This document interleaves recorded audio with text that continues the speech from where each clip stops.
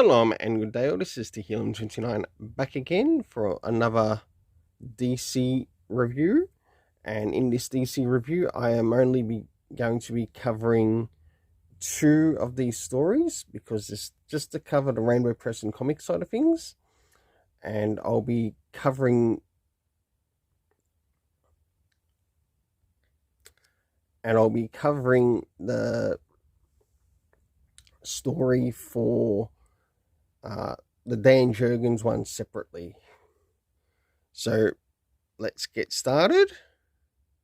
And first things first is, does this cover in any way, shape or form connect to something that is happening inside with the story or stories? Not so much, but overall I do give it a 7. Now it's time to have a bit of a look in regards to the stories that are going to be covered here, or the story that's going to be covered here, and this is the first one.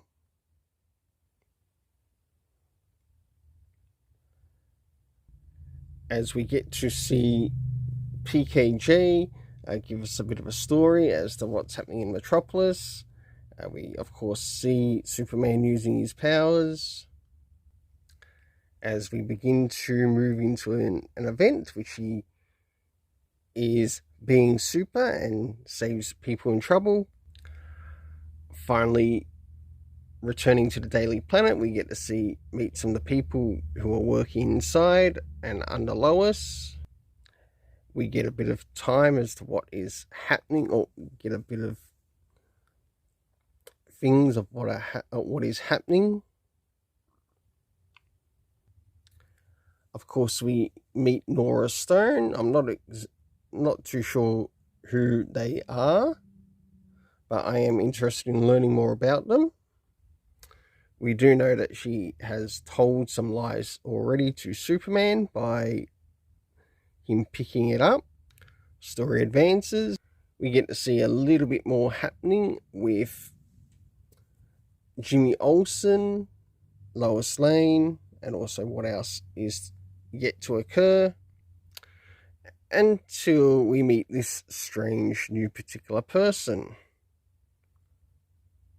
Not too sure who they are, but if you happen to know who they are, please let me know in the comments. We finally see them somewhat transfer Superman's power and take it for himself, as Superman is left weak. And this person now becomes a type of evil doppelganger Superman. For the first story, I give a 7 out of 10. For the art, a 7 out of 10.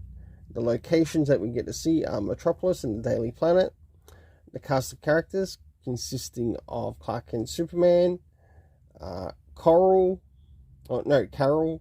Lois Lane, Nora Stone, and last but not least, Jimmy Olsen, and whoever this unknown villain is.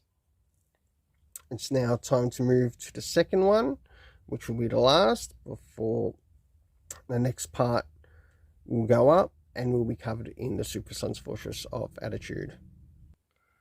So as the story begins, we meet Connor Kent, and of course he's in Smallville, and we can see that he's trying to dye his hair before even we get Miss Martian making her appearance in it. Our story continues. We get to see a little bit more happening. And of course, he gets the invite to meet up with Miss Martian. They have a talk and somewhat small, intimate moment. A little bit more of a discussion. We see some power, or her powers being used to sort of like look into his past. We get to have a look, which it sort of delves into the past of when Superman had died. And we get to see a number and a myriad of characters who were there, until of course he tells her to basically piss off politely, to stay out of his head. Returns back home, and that ends the story.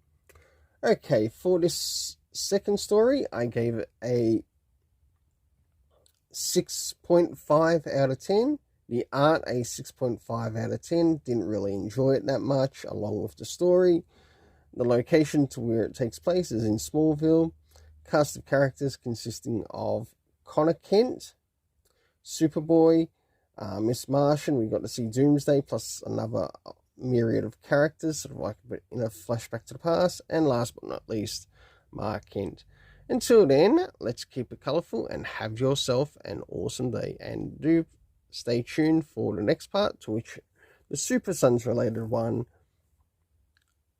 finally seeing the return of John Samuel Kent for the Super Sons Fortress of Attitude after this.